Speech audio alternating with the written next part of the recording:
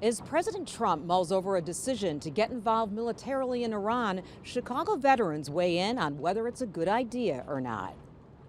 Frank Gutierrez is grateful to be alive. Many of his friends who served with him in the military are not.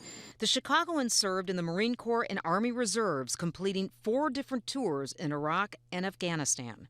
Hardest part about actually deploying is coming home.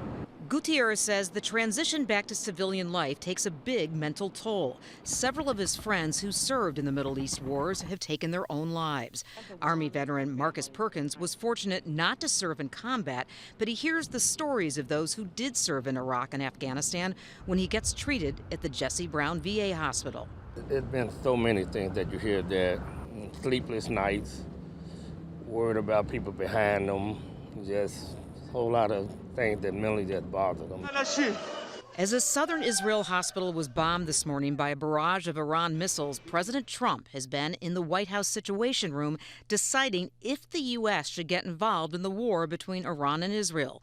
The White House says the president will make a decision within the next 2 weeks. Trump publicly spoke yesterday about the situation. I like to make the final decision 1 second before it's due, because things change. I mean, especially with war. My experience with war is it should never be made on a whim.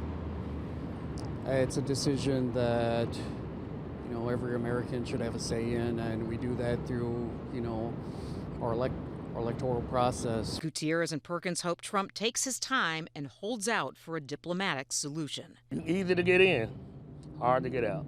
Veterans fear nothing will be quick in the Middle East. Iraq and Afghanistan lasted over 20 years, killing thousands of men and women who served and leaving veterans with lifelong physical and mental injuries. We're not even meeting the needs of our current veterans. And we don't need to add another 20 years of combat veterans, medical, mental health issues, drug addictions. Frank Gutierrez says if the U.S. does get involved, he hopes that President Trump will seek the approval of Congress so the toll of war can be discussed as well as an exit plan.